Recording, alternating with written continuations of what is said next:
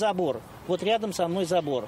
И вот территория. Хотя расстояние от стадиона до жилого дома должно быть не менее 30 метров. Таковы санитарные требования, утверждают жители. Еще месяц назад это место возле дома на Чехова было зеленой зоной. Сейчас же от американских кленов остались только пеньки. По плану на этом пустыре должна вырасти 9-этажная высотка с подземной парковкой. Я не знаю, в этих 10 сутках как можно разместить 9-этажный дом. Вот этот дом хотят включить в наши системы жизнеобеспечения дома. Но это нереально просто. Будут ли соблюдены все нормы застройки, жители не уверены. На этом месте они надеялись увидеть детскую или спортивную площадку, нежели очередную свечку. Даже вот сами смотрите, вот каменные джунгли, и здесь все это вокруг. И с той стороны то же самое. Подъезды закрыты. Ни пожарная машина, ни санитарная машина уже и так к нам не может подъехать. Кто-то эту землю каким-то образом захватил, или купил, или ему подарили.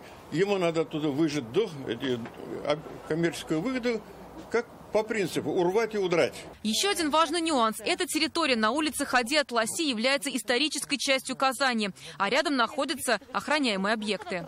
Здесь на улице Хади-ат-Ласи уже практически не осталось исторических строений. Одно из них – это вот этот дом архитектора Карла Мюфке. Зданию уже больше 100 лет, и сейчас оно находится в полуразрушенном состоянии. Жители переживают, что если рядом начнется еще и стройка, то от этого объекта может ничего не остаться. Здесь дополнительно накладывается в соответствии с законом обязанность разработать застройщика раздел обеспечения сохранности объекта культурного наследия, который располагается на соседнем земельном участке. Мы решили связаться с застройщиком компании «Стройресурс Инвест». От комментариев представитель отказался, но отметил, все нормы закона они на данном этапе соблюдают.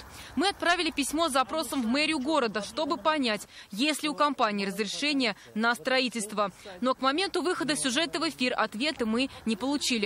Как только он поступит, мы обязательно о нем расскажем. А пока к делу уже подключилась прокуратура. Зарина Ахметова, Ренат Сафин, ТНВ, Казань.